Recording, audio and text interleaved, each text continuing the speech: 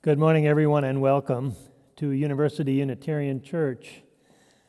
My name is Jon Luopa, and I'm here with my colleague Beth Chronister, our pianist Dwight Beckmeyer, and our soloist Ian Loney to share in this worship experience with you this morning.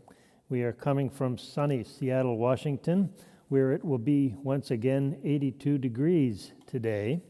Quite a change from our usual weather. I spoke to my sisters yesterday in Massachusetts, and it was 36 degrees, and they had 3 inches of snow in the backyard. Well, it's a crazy time, isn't it, for all of us? Just a few announcements for you before we begin the service. This coming Wednesday evening at 7 o'clock, we will offer a Vesper service once again, and you may access that by going to either the gateway or the website to find the Zoom link to that. And we hope to offer these services twice a month. Next Sunday is our Coming of Age Sunday, a very big and important high point for us in the life of University Unitarian Church. Despite all the challenges before us, the Coming of Age program was able to successfully run this year, and those students and their mentors will be presenting the service next week together with Beth Chronister and Melody Moberg.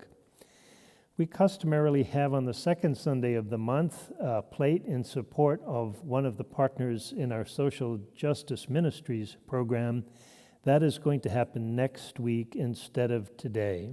So look for more information about that as well in the gateway. Let us begin the service this morning.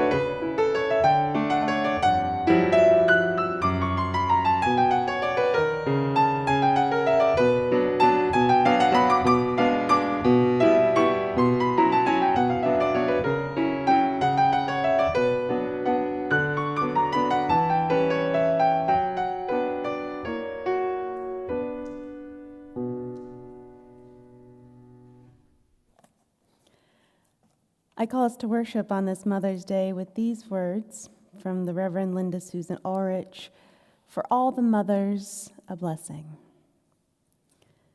For all the mothers and mother figures, the grandmothers, aunts, and extended family members who mother, the soon-to-be mothers, the wish they were mothers, the never wanted to be mothers, the it's complicated mothers, the birth mothers, foster mothers, adoptive mothers, stepmothers, the used-to-be dad mothers and the more than one mom mothers, the single mothers, separated mothers, stay-at-home mothers, unhoused mothers, the grieving mothers, those who grieve their mothers, and those whose grief is complex.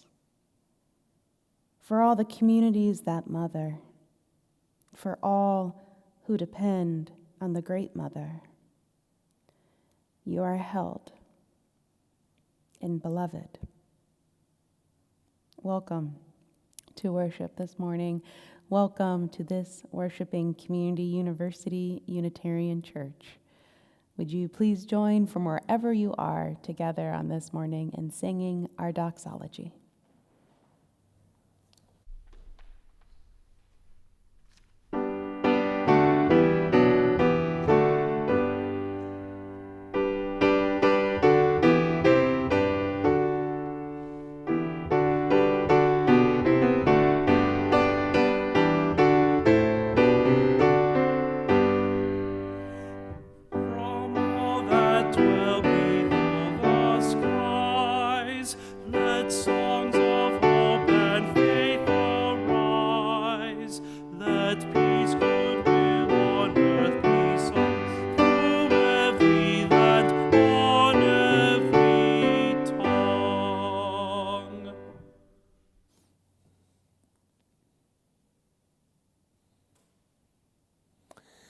Friends, as most of you know, we are coming to the end of the first phase of our annual giving campaign this year, and I do want to thank again all of you who have made pledges online or on paper in support of the ministry and mission of the church for the next church year. If you've not yet had a chance to do so, there is still time. But today we are concluding with a video testimony from Katie Rentschler and Laura Pepping, who were the two co-chairs of our campaign this spring. These remarkable women volunteered for this role quite spontaneously, took joy in the fact that they were going to do it together, and have helped us find really a quite remarkable and successful result. They would like to thank you for participating in this program today. Here are their words. Hello, I'm Katie Rentschler. And I'm Laura Pepping. We're the co-chairs of the 2020 UUC Giving Campaign. And it has been our pleasure and privilege to co-lead this year's Giving Campaign. As you might imagine, our best laid plans for the original campaign, which was supposed to launch in March, were significantly impacted by the pandemic and this time of extraordinary change. We had hoped to be together in our church home and to be able to see all of you face to face. While that was not to be, the good news is that we now have this beautiful virtual experience that allows us to connect in new ways at UUC. We appreciate how our ministers, staff, and church volunteers have made this possible. We also know that this is a time of uncertainty and worry, from how to stay healthy, protect others from illness, support frontline workers, and knowing that economic struggles are touching many lives within our church and throughout the world. Despite all of these challenges, sustaining UUC during this time is of critical importance. Videos from cherished members Ken Munt, the Grow family, and the Almeida Ferguson family reminded us of all the connections and unique community that is UUC. We were entertained by the musical talents of Ellie and Emma and witnessed the joy of Toby playing in his backyard. Their messages highlighted how UUC can be like a family, support our spiritual resilience, allow our children and youth to grow and express themselves, call on us to live out our UU principles and values, and as Ken said, our shared experiences are bound together by love. You responded to their inspirational messages. This campaign would not have happened without the numerous details that Byron Christed managed, Susan St. John making sure our messages got out each week, and Mary Mason orchestrating our gratitude volunteers. Thank you to each of them. Our campaign launched at the beginning of April with a video from Jon, where he stated the importance of hopefulness in a dark time and how UUC can help people get through some of the most challenging circumstances. We thank both Jon and Beth for holding our community during this time. Not only have our ministers held our community, but you have as well. We simply could not end UUC's 2020 giving campaign without thanking you, our members and friends. Your kind, thoughtful gifts, each and every one of them, reflect how valued and cherished this community is to you. Despite everything that is going on in our world, you stepped up. We cannot thank you enough for your generosity of gifts and of spirit. If you've not yet been able to participate in the giving campaign, it's not too late. Please go to the UUC website and have your pledge added to all the others to help sustain our church. The board and staff are planning for our next fiscal year and will provide more information to the congregation by the end of May. We thank everyone for their participation in whatever way you are able to. Together, our UUC community covenants to awaken spirit, nurture hope, and inspire action. Thank you so much for being part of UUC. So we are signing off for now, but with full hearts and deep appreciation.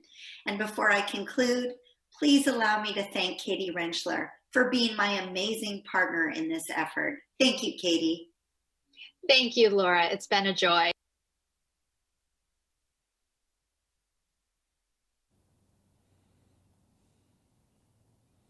Friends, I invite you now to join me in singing the hymn, words for which you will find on the screen. Words were written by the former president of the British Unitarian Association, For All That Is Our Life.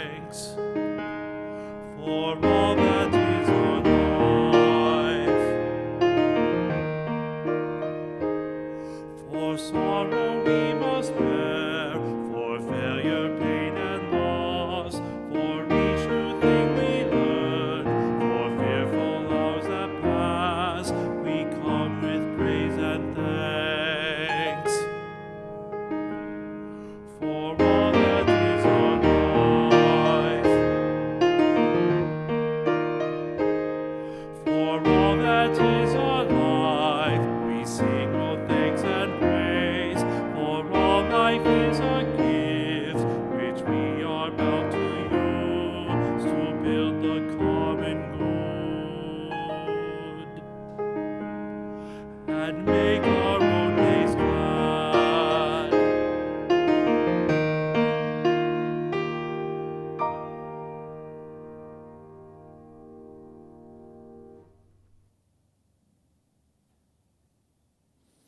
We come now to that point in the service where we share our gifts for the life of this community.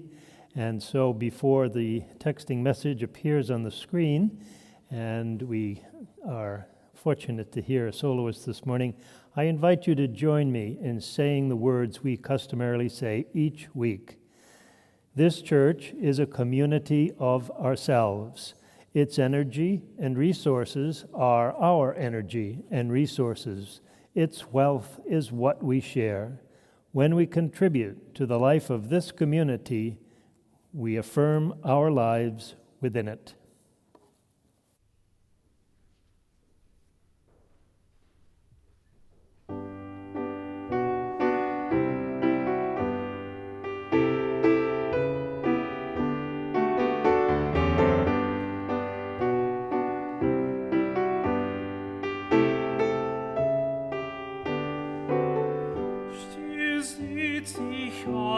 Des Siegesang, der Himmel ist so klar, das Liebchen spielt im grünen Tal, wo ich beim ersten Frühlingsstrahl einsach so glücklich war, so glücklich war.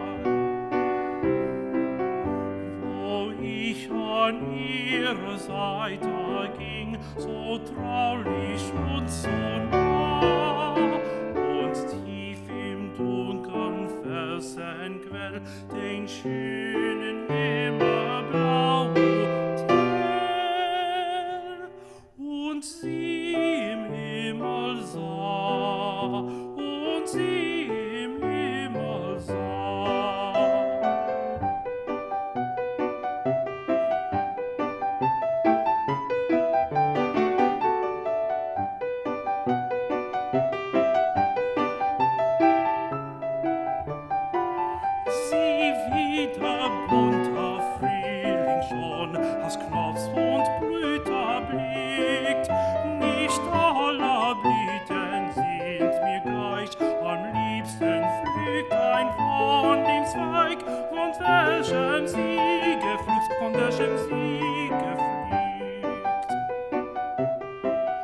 Denn alles ist wie damals nach, die Blumen das gefehlt, die Sonne scheint nicht minder hell, nicht minder freundlich schwimmt im Quell. Das blaue Himmelsbild, das blaue Himmelsbild.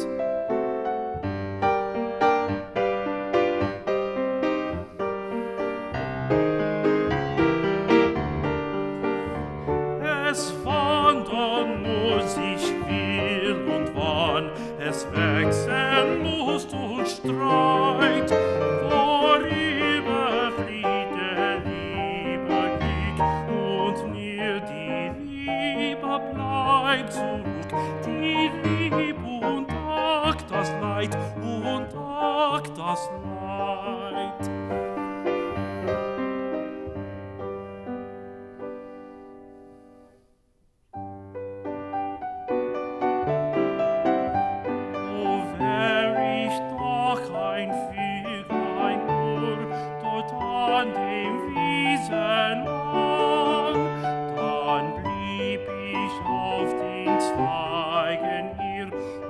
Sang ein süßes Lied von ihr, den ganzen Sommer lang, den ganzen Sommer lang.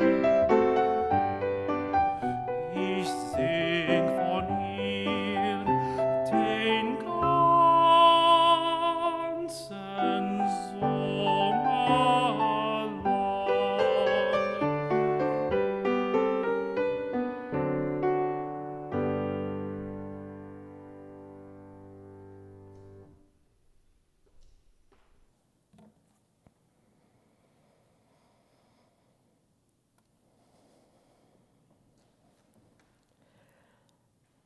As we enter into this time of prayer and meditation, I begin with pausing. For the family of Ahmad Arbery and the mother and the father who mourn him on this Mother's Day. We join our hearts to theirs and to all the parents who have lost a child too soon to violence, violence that is at once both interpersonal and systemic. May a justice that restores be theirs. And may the racism that is deep within the bones and history of this country be dismantled so that Black and brown mothers no longer need to fear for their children when they leave their front door.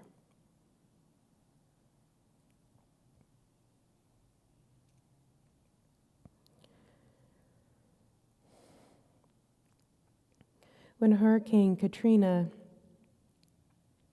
devastated New Orleans, there was something that somehow miraculously survived.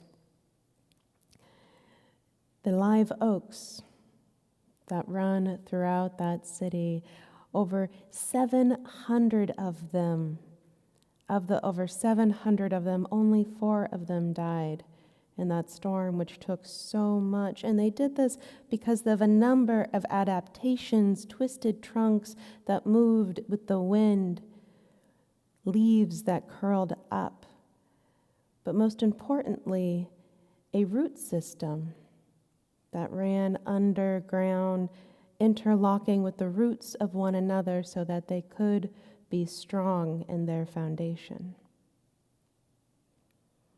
If you'd please pause with me now for a meditation on trees.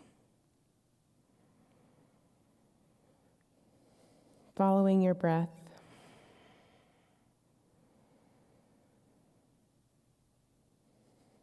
and closing your eyes if that is comfortable for you.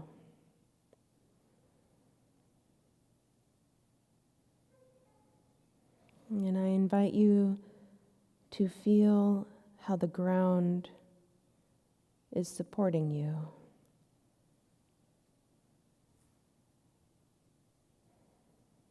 Call to your imagination a beautiful tree, one with roots that extend deep into the earth, with a trunk that is sturdy and strong and limbs that reach out and up, able to sway with the winds and adapt to the changing seasons. Now, using that same imagination, imagine yourself as this tree,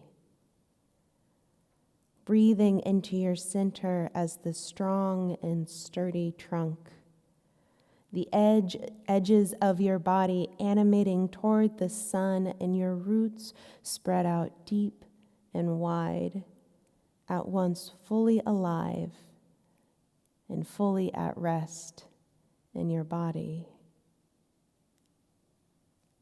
What is it that keeps you rooted? Feel the deep roots of your family tree, the ones who loved you into being, the practices that help you to stay steady and nourished. Feel those roots that interlock with your own. With whom are you stronger together? Feel how these relationships can hold you through the storms, how you might offer that strength and solidity in return. Your interwoven roots ever reaching out, weaving more so that all might continue to grow. And do not disregard that taproot, the one reaching down into the earth. It is your connection to the source of life, your connection to the divine deep within the heart of existence. Breathe in to your steady trunk. knowing that even as the storms build and the winds might whip at your whims, you were somehow made to endure, to be both flexible and strong, changing with the changing seasons. Your limbs reach out in a natural elegance towards the sun. And be at rest, here and now, at home in yourself, at peace, on this blessed day. To these words, I invite you to add the prayers, the longings, and the imaginations of your own heart.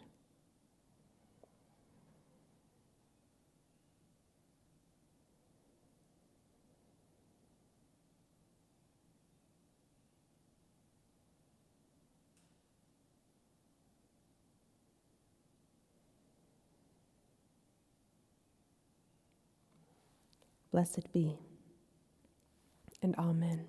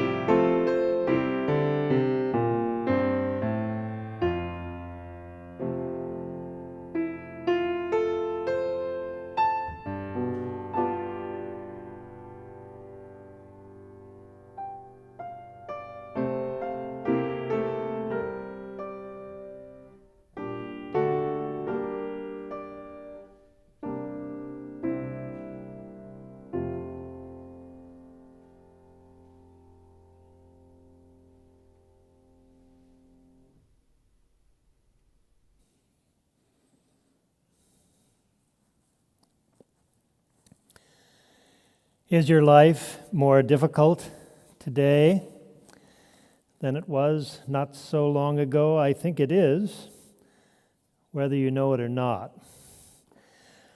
I think it's much more difficult than it has been in any time that I can remember. I know my own life is. And it could very well be more difficult than life has ever been for any of us. And pessimism doesn't motivate me to make that statement. I think that life is more difficult on a basic spiritual and intellectual level in a way that touches all of us very deeply, touches us uniquely and similarly. And I believe that it is important that we know how difficult it is so that we can properly judge how we're doing, how we're managing, how we're coping with our own lives in these tough times. You might respond by saying, as someone did to me yesterday, well, it isn't really that bad. I'm okay, I'm coping. But I would say if you aren't aware how difficult life is, the conditions of it, you are likely to lose heart and confidence in yourself and in your and our prospects for the future. And that would be neither valid nor right, and I don't think we can afford it. Let me use an analogy here right from the beginning of a diving exposition. Every dive is graded for its degree of difficulty. You can do a very difficult dive, not as smoothly as a simple dive, and yet get much higher points because what you're doing is so very difficult. So what we are trying to do today is extremely difficult, and I think we must appreciate it. And let me just share a couple of areas in which I suggest life is much more difficult for us today than it was not so very long ago. The first one is that it is very difficult today to be adequately informed and intelligently aware. How are we going to solve problems if we don't know what they are truly and we don't have the proper information? How are we going to understand the complicated challenges that are coming to us today in this universal pandemic? You know, even in a field like medicine, we have specializations. All academic pursuits and almost lively pursuits have specializations, and no one ventures beyond their own particular specialization. And everyone has difficulty understanding, confusion. How can you understand all of medicine or physics? Even in a scientific area like physics, an astrophysicist will not dare comment on the area a biophysicist covers. We probably don't even know one from the other, most of us, even as distinctions. And a nuclear physicist won't comment on anyone else's area. So how are we going to be intelligently aware and concerned and informed with what's going on today? Most of us, I would say, are intelligent, sensitive persons who are concerned about the world, what's happening in the world, how we are to respond to it. We read a great deal of information. We listen to many, many sources.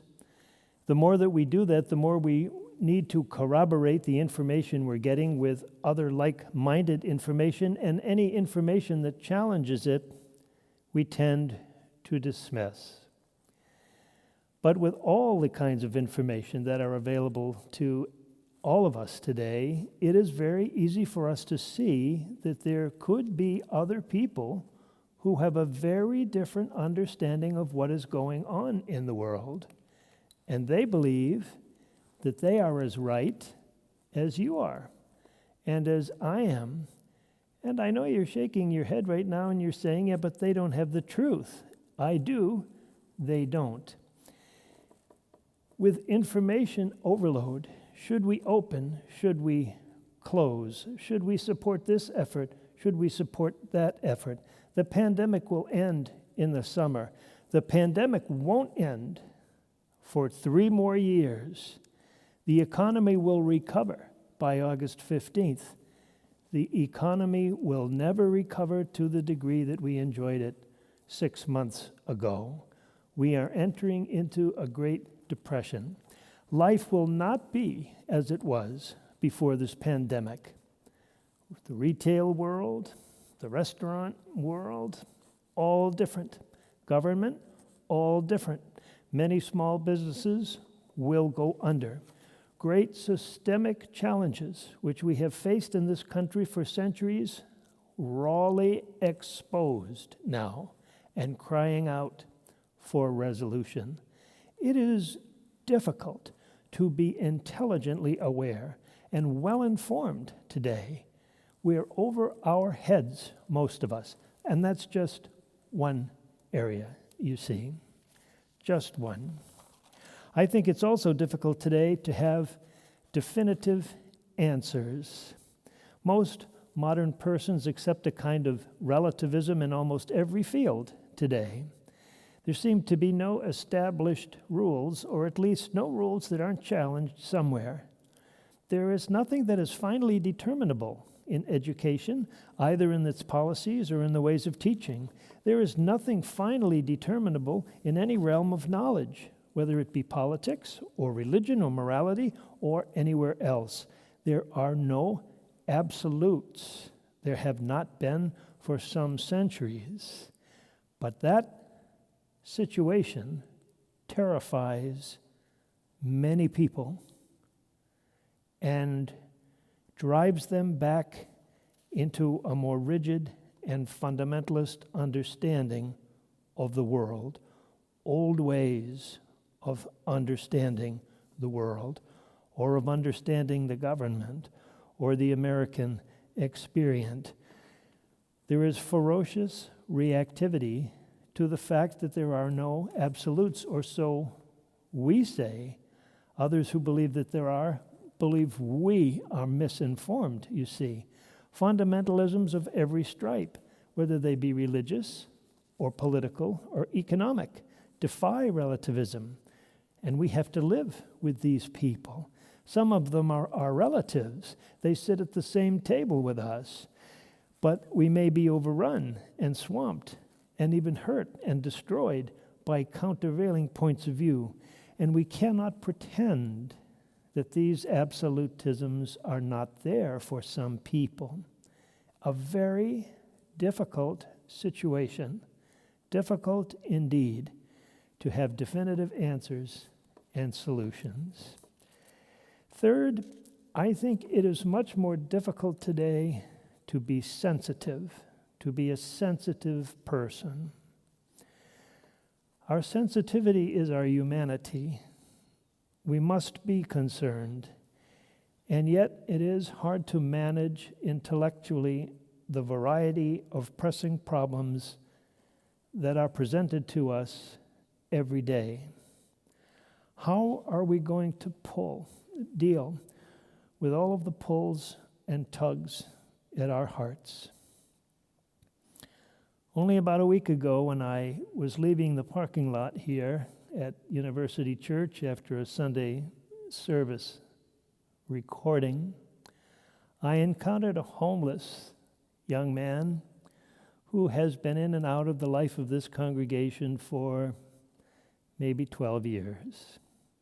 He's back on the streets with a very severe drug problem and even more severe issues of mental health. He could not tell me where he was living. He could not tell me whether or not he needed help. I was worried about his future, his present. He's ripe for getting the virus. Might he die in some alley somewhere in this city because he has no resources, nowhere to go, no family, no community? How can such a person be helped? What could I have done other than listen to him at a 6-foot safe distance? Yet in saying goodbye to him and driving home, my heart broke. He is the age of my oldest daughter, and I have seen this situation deteriorate for 10 years. And no social remedy is available to help this person. And now in the pandemic, he is even at greater risk.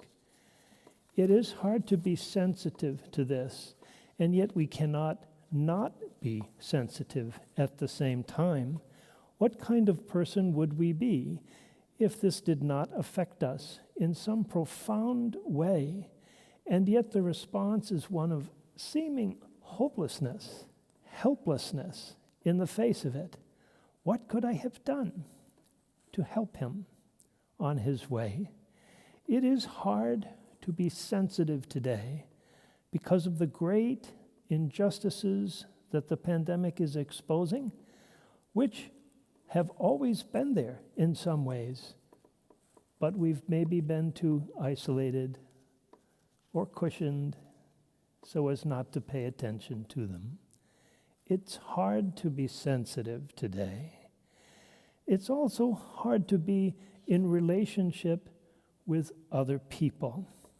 Certainly the quarantining and the social distancing have imposed health measures which we ought to respect and abide by in order that the pandemic be controlled faster.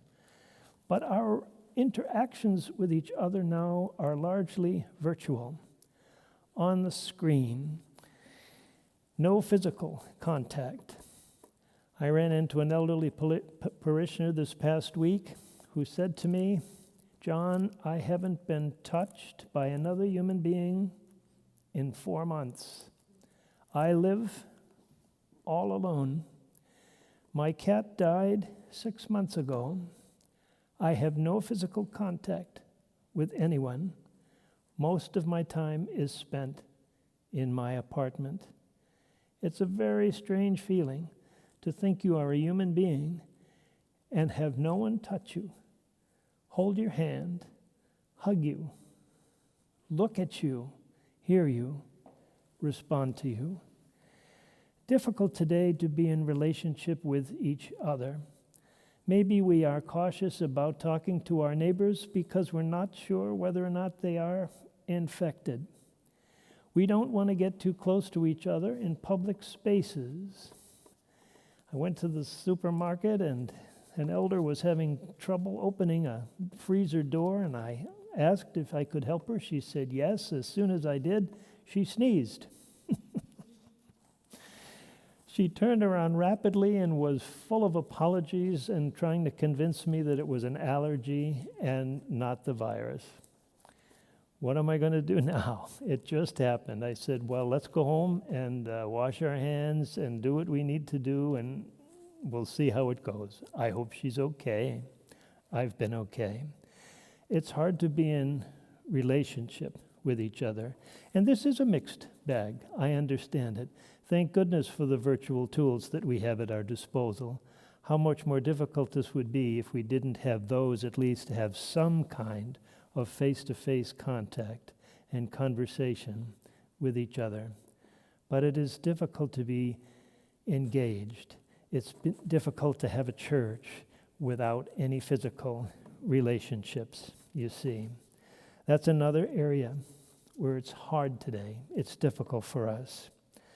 I think it's also difficult to have dignity and meaning and worth today. If we can't have relationships as we used to have them, how are we going to have dignity and worth as persons? The only basis for those values is community, and that is the only basis for those ultimate human values.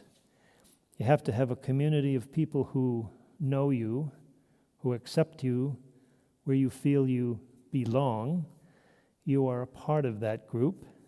You are someone recognizable. You are accepted. And where has that gone today? That's harder for us to achieve as well, isn't it? Some of it had to do earlier with mobility. We move around a great deal. Fewer and fewer people are from anywhere in particular, some place where their identity is grounded.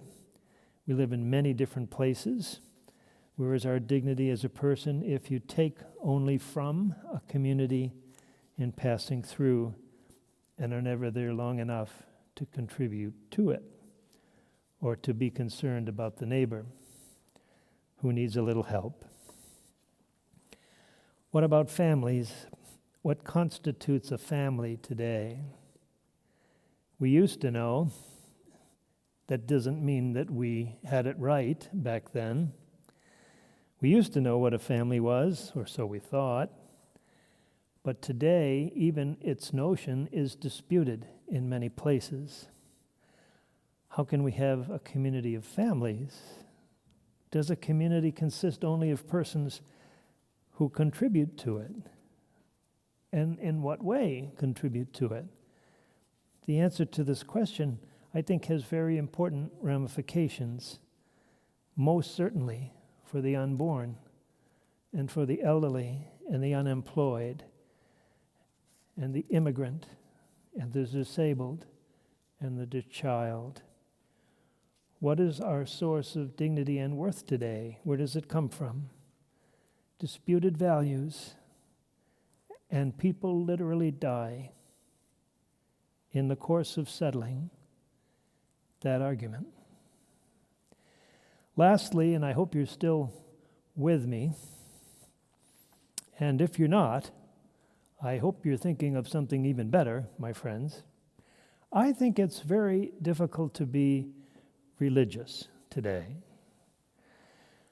Religion has always been part of human society from its very beginnings, really a good deal of the structure and substance of society.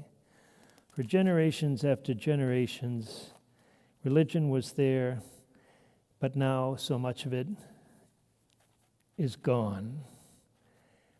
I actually think that the whole basis of religion is gone. Certainly the idea for us of a creator is gone, of somebody who sustains your life, who provides for you, who guarantees that you will be all right if you do this or that, who makes promises to you of what you're going to be and how your life will be justified. That doesn't exist for us anymore.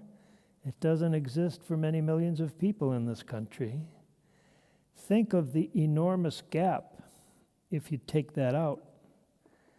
No wonder there is so much earnest, misguided, and clever effort straining to fill this loss of earlier assurance. Can you see how we have to really work at it now? For so much of history, that was not the case. Religion seemed almost automatic. It was inborn. It was natural. It was there. Much in the community supported it. Everything in the nation supported it. It was understood and accepted, and only the deviant denied it. But if you're going to be religious today in an intelligent way, in a sensitive way, and in a responsible way, you're going to have to work at it. Hard work. It's not natural or simple anymore. It's demanding. And many people don't want it to be so. So they buy a roadmap rather than start the journey one step at a time. Destination unknown. These are the people, though, that I cast my lot with. People who will not live as if they know the answers already. Is there a remedy to accepting how difficult life is for all of us today? I don't think there's any permanent solution, but I think we can create a strategy to manage our lives better.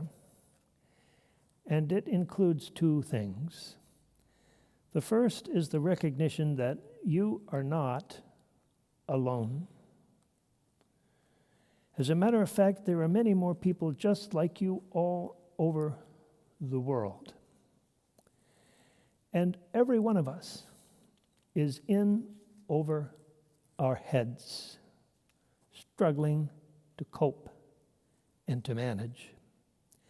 This is not just true here in Seattle, but it is true in this country, in this hemisphere, in the world, everywhere in the world. And secondly, we will have a better time managing the difficulties facing all of us if we are able to become a part of a community. Not just any kind of community, but a particular kind of community. Hopefully, it will be the kind of community of people who are as informed as they can be, and who also understand that their information is imperfect in so many ways. but a community where you can come knowing that others understand how difficult it is to know, and they are willing to stay with you nevertheless, and to help you find out just a little more, and to help you formulate your judgments on a sounder level, and to accept you if you make foolish and bad judgments, or if you are wrong, or turn out to be wrong. A community where your hopes can be strengthened, where your fears are understood and accepted as normal and natural, and in some way diminished. A community that has some depth, that is seeking for a center that is deeper than ourselves, from which we come and to which we return, that gives us a feeling that life is more than what it is right now, today, and that we belong, and that we can come from something and have a chance to do something right. It's alive, you see, a community that encourages hope. Imagine how powerful and dynamic such a community like that could be in its attempt to sustain you. This church, for more than 100 years, has attempted to be that kind of community. It was founded in 1913 in the University District as the first church in the city of Seattle that required no assent to a prefabricated statement of belief, but yet welcomed the genuine seeker who came seeking to deepen their own intelligence and sensitivity and commitment of responsibility to the betterment of the community. And we must continue to endeavor growing this community. I think it's the only way any of us are going to make it. Is it perfect? Thank goodness it is not. Is it worthy of our support? It most certainly is worthy of my support. And I think of those wonderful words as I close this morning of Adrian Rich. We've heard them, we've said them to each other, we bind them almost to our hearts and to our souls. My heart is moved by all I cannot save. So much has been destroyed. I have to cast my lot with those who age after age perversely reconstitute the world. My heart is deeply moved by so much we will lose, for so much all around us continues to be destroyed. And so we have a choice to cast our own lives with those who, as it has been from the beginning of time, from age to age, and in a perverse way, because it's not the world's way, and with no extraordinary power, in our fragility, and in our weakness, and in our hopefulness, and in our strength, we reform the world from what it is to what it could be. Amen. I invite you now to join me in singing our closing hymn, which is "We Are Dancing Sarah's Circle," the words for which you will find on the screen.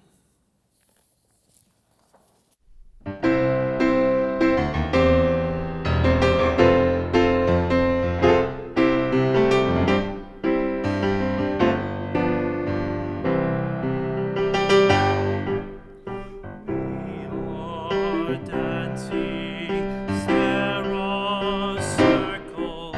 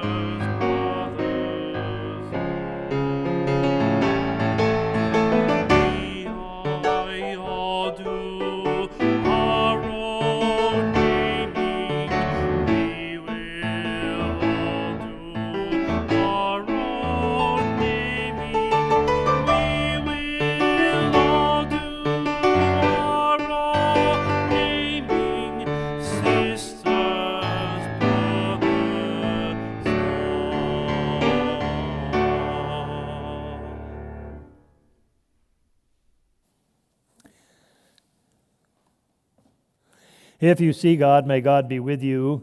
If you embrace life, may life return your affection. If you seek a way, may a path be found, and the courage and companionship to take it, step by step. Amen.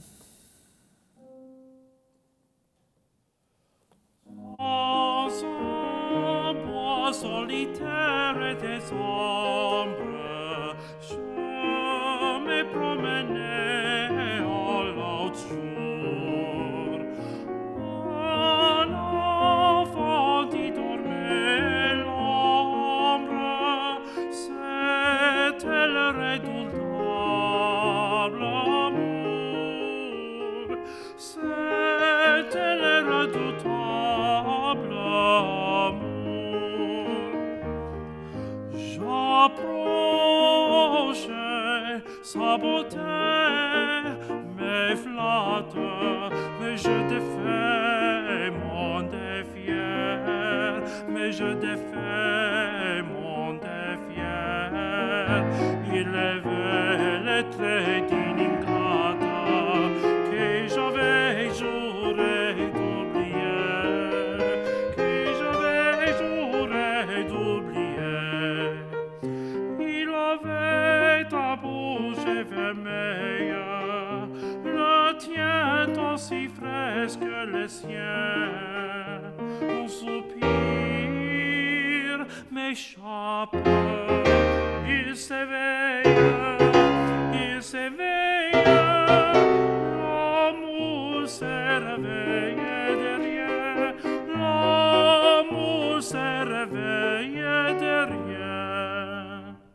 Aussitôt déployant ses ailes et s'assisant son arc vainqueur, l'une de ses flèches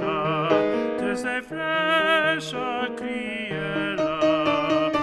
En partant, il me blesse.